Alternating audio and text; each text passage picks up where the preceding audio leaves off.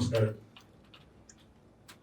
ഒരു കുറെ കാലഘട്ടത്തിന് മുമ്പ് നടക്കുന്ന ഒരു കഥയാണ് മായമ്മ. ഇന്നത്തെ ഒരു മോഡേൺ യുഗത്തിന് മുമ്പ്, അതായത് മൊബൈൽ പോലും വരുന്നതിന് മുമ്പുള്ള ഒരു കാലഘട്ടം. അങ്ങനെ ഒരു കാലഘട്ടത്തിൽ കേരളത്തിലെ ഒരു ഗ്രാമത്തിൽ നടക്കുന്ന കഥ. അപ്പൊ കേരളത്തിൽ എവിടെയാ ഗ്രാമം എന്ന് ചോദിച്ചു കഴിഞ്ഞാൽ കേരളം ഇന്ന് മൊത്തത്തിൽ ഒരു സിറ്റി ആയിട്ട് വേണമെങ്കിൽ കണക്കാക്കാം. കാസർഗോഡ് മുതൽ പാലക്കാട് വരെ യാത്ര ചെയ്യുമ്പോൾ ഒറ്റ സിറ്റി ആയിട്ട് വേണമെങ്കിൽ നമുക്ക് അതിനെ കാണാം.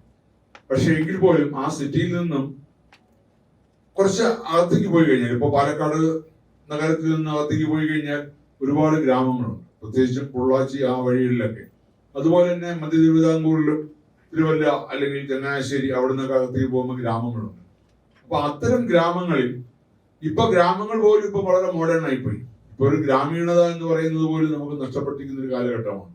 പക്ഷെ അതുകൊണ്ടായിരിക്കാം ഇതിന്റെ സംവിധായകനും തിരക്കഥാകൃത്തുമായ രമേഷ് കുമാർ ഇതിനെ കുറച്ച് കാലഘട്ടത്തിലേക്ക് പിന്നിലേക്ക് കൊണ്ടുപോയത്.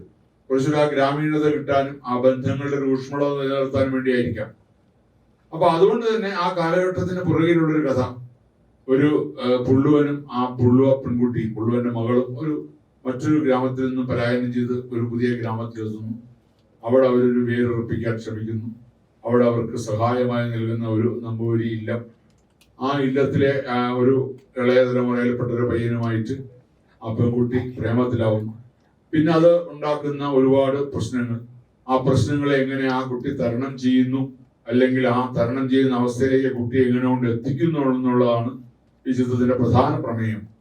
അതുകൊണ്ട് തന്നെ ഇതൊരു സ്ത്രീപക്ഷ സിനിമ തന്നെയാണ്. തീർച്ചയായിട്ടും ഒരു ഫീമെയിൽ ഓറിയന്റഡ് അല്ലെങ്കിൽ ഒരു ഹീറോയിൻ ഓറിയന്റഡ് സിനിമ തന്നെയാണ്. മായമ്മ എന്ന് പറയുന്ന പ്രധാന കഥാപാത്രമാണ്, അത് അഭിനയിച്ചിരിക്കുന്നത് അങ്കിത വിനോദാണ്. അപ്പൊ ആ മായമ്മയുടെ അച്ഛനായ പുള്ളുവന്റെ കഥാപാത്രമാണ് എനിക്ക്. അപ്പോ ഞാനിത് രമേശ് എന്നെ ഈ വേഷത്തിന് വിളിച്ചപ്പോ ഞാൻ രമേശിനോട് ആദ്യം ചോദിച്ചത് ഞാൻ ആ വേഷത്തിന് ചേരുമോ എന്നുള്ളതാണ്. പുള്ളുവന്റെ വേഷത്തിന് എന്റെ ഒരു ബോഡി ലാംഗ്വേജ് ഒക്കെ വെച്ച് ചേരുമോ എന്നുള്ളതായിരുന്നു എന്റെ സംശയം. രമേശോട് ഇല്ല സാറ് തന്നെ ചെയ്യണം എന്ന് നിർബന്ധപൂർവ്വം പറഞ്ഞപ്പോ ശരി ആയിക്കോട്ടെ. ഒരു സംവിധായകനാണല്ലോ ഒരു നടനെ തീരുമാനിക്കുന്നത്, അല്ലെങ്കിൽ കഥാപാത്രം, പ്രത്യേകിച്ചും രമേശ് തന്നെയാണ് എന്റെ സ്ക്രിപ്റ്റ്. അപ്പം തിരക്കഥാകൃത്തും സംവിധായകനും ഒരാളാകുമ്പോൾ അയാളുടെ മനസ്സിലൊരു കഥാപാത്രത്തെ കുറിച്ച് ചിന്തയുണ്ടാവും. ഈ കഥാപാത്രം ഇന്ന രൂപത്തിലായിരിക്കണം, ഇന്ന ആളായിരിക്കണം ചെയ്യേണ്ടത്, അല്ലെങ്കിൽ ഇന്ന രൂപമുള്ള ഒരാളായിരിക്കണം ചെയ്യേണ്ടതെന്ന് തീരുമാനിക്കുന്ന തിരക്കഥാകൃത്തും സംവിധായകനുമാണ്. അപ്പൊ അതുകൊണ്ട് ശരി ആയിക്കോട്ടെ എന്ന് പറഞ്ഞു. പക്ഷെ എനിക്ക് നല്ലൊരു എക്സ്പീരിയൻസ് ആയിരുന്നു. കാരണം ഞാൻ ഒരുപാട് സിനിമകളിൽ അഭിനയിച്ചിട്ടുണ്ട്. എന്റെ സിനിമകളിലും അല്ലാതെ മറ്റു സിനിമകളിലും അഭിനയിച്ചിട്ടുണ്ടെങ്കിലും ഞാൻ ഇതുവരെ അഭിനയിക്കാത്ത തരത്തിലുള്ള ഒരു കഥാപാത്രം, നായികയുടെ അച്ഛൻ, അങ്ങനെ ഒരു കഥാപാത്രം ഞാൻ ചെയ്തിട്ടില്ല. അല്ലാതെയുള്ള പല പല വേഷങ്ങളും ചെയ്തിട്ടുണ്ട്. പക്ഷെ ഇതില് നായികയുടെ അച്ഛൻ മാത്രമല്ല, ഒരുപാട് നല്ല സെന്റിമെന്റ്സ് ഉള്ള മുഹൂർത്തങ്ങൾ, ഒരുപാട് ഡ്രമാറ്റിക് ആയിട്ടുള്ള മുഹൂർത്തങ്ങളൊക്കെ അഭിനയിക്കാൻ പറ്റി. ഒരുപാട് സീൻസ് ഒന്നുമില്ല, പക്ഷെ സിനിമയിൽ അതിമധ്യാന്തം നിറഞ്ഞു നിൽക്കുന്ന ഒരു കഥാപാത്രം തന്നെയാണ്.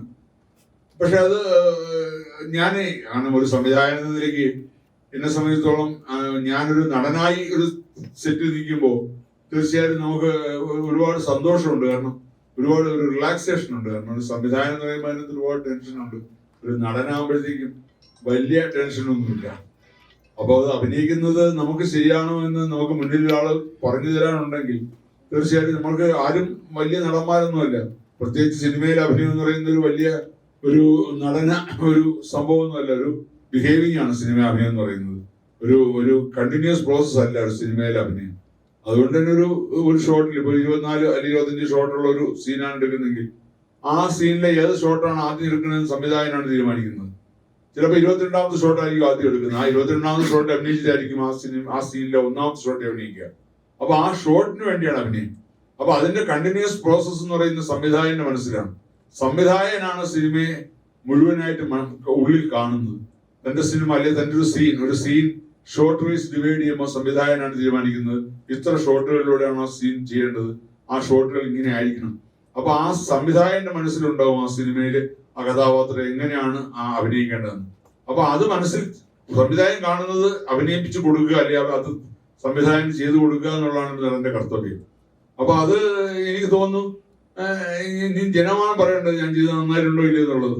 കാര്യം എനിക്ക് സ്വന്തമായൊരു ജഡ്ജ്മെന്റ് ഇല്ല. പക്ഷെ രമേഷും മറ്റു ക്യാമറമാനും എല്ലാം നന്നായിരുന്നു എന്ന് പറഞ്ഞു സീൻസുകൾ കണ്ടിട്ട്. അപ്പൊ അതൊരു ധൈര്യം, ഇനിയും ജനം പറയട്ടെ. അപ്പോ അങ്ങനെ ഒരു നടനെന്ന നിലയ്ക്കും ഈ സിനിമയിൽ ഒരു സാന്നിധ്യം അറിയിക്കാൻ പറ്റും. പക്ഷെ നല്ല ഒരു സിനിമയുടെ ഭാഗമാകാൻ കഴിഞ്ഞാൽ അഭിമാനമുണ്ട്. പ്രത്യേകിച്ചും എന്റെ മകളായിട്ട് അഭിനയിച്ച അങ്കിത വിനോദ, കുട്ടിയുടെ റിലീസാകാൻ പോകുന്ന ആദ്യത്തെ സിനിമയാണ് ഈ മായമ്മ. എനിക്ക് തോന്നുന്നു ആ സിനിമയിലെ അതിമനോഹരമായ പെർഫോമൻസ് ആണ് അങ്കിത കാണിച്ചിട്ടുള്ളത്.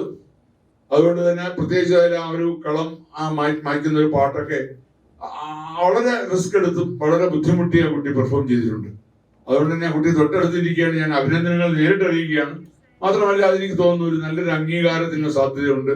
ഒരു നല്ല ഒരു ജനങ്ങളുടെ അംഗീകാരം, അതോടൊപ്പം നല്ലൊരു അവാർഡും എനിക്ക് തോന്നുന്നൊരു ഡെബ്യൂ നായികയായിട്ട് തന്നെ ഒരു നല്ല നടിക്കുള്ള അവാർഡുകൾ കിട്ടാൻ ഈശ്വരാനുഗ്രഹം ഉണ്ടാവട്ടെ എന്ന് ഞാൻ പ്രാർത്ഥിക്കുന്നു. എന്തായാലും ഈ സിനിമയ്ക്കും സിനിമയിലെ പ്രവർത്തകർക്കും എല്ലാവർക്കും എന്റെ വിജയാശംസകൾ നേരുന്നു. ഒപ്പം എല്ലാ പ്രേക്ഷകരോടും ഒരു അഭ്യർത്ഥന, ഈ സിനിമ തിയേറ്ററിൽ പോയി തന്നെ കാണണം. കാര്യം ഒരു സിനിമ നമുക്ക് തിയേറ്ററിൽ പോയി കാണുമ്പോഴാണ് ആ സിനിമ വിജയിക്കുന്നത്. നാളെ OTT പ്ലാറ്റ്ഫോമിലോ അല്ലെങ്കിൽ ചാനലിലോ ഒക്കെ സിനിമ വരാം, അത് രണ്ടാമത്തെ കാര്യം. പക്ഷെ അതൊക്കെ വരുമ്പോൾ അതിനൊക്കെ ആ സിനിമയുടെ വിജയമായിട്ട് ജനം കണക്കാക്കില്ല. OTT ചാനലിൽ ഇത്രയും ആൾക്കാർ സിനിമ കണ്ടു എന്നുള്ളത് ഒരു സിനിമയുടെ വിജയത്തിന്റെ ഒരു കണക്കൂട്ടലിൽ വരുന്നില്ല. എത്ര ദിവസം തിയേറ്ററിൽ ഓടി, തിയേറ്ററിൽ എത്ര രൂപ കളക്ഷൻ വന്നു, ഇപ്പൊ കാണുന്നില്ല. കോടി 100 കോടി ക്ലബിൽ കയറി, മറ്റേതിൽ കയറി, മത്സരിൽ കയറി. അതൊക്കെയാണ് ഇപ്പോഴത്തെ ഏറ്റവും വലിയ പബ്ലിസിറ്റികൾ. അപ്പൊ ഒരു സിനിമ നല്ല രീതിയിൽ വിജയിക്കണമെങ്കിൽ, വിജയിച്ചതായിട്ട് ജനം കണക്കാക്കണമെങ്കിൽ തിയേറ്ററിലെ ഒരു കളക്ഷൻ തന്നെയാണ് പ്രധാനം. അതുകൊണ്ട് എല്ലാ പ്രേക്ഷകരും ഈ സിനിമ തിയേറ്ററിൽ പോയി കാണണം. നല്ലൊരു സിനിമയാണ്. നിങ്ങൾക്ക് നൊസ്റ്റാൾജിക് ഒരു മെമ്മറീസ് ഒക്കെ സാധ്യതയുള്ള സിനിമയാണ്. കാര്യം ഒരു കേരളത്തിന്റെ തനിമയുള്ള സിനിമയാണ്. അപ്പൊ ഈ സിനിമയ്ക്ക് എല്ലാ വിജയാശംസകളും നേരുന്നു. ഒപ്പം എന്റെ കഥാപാത്രത്തെ അംഗീകരിക്കണമെന്നുകൂടെ അഭ്യർത്ഥിക്കുന്നു.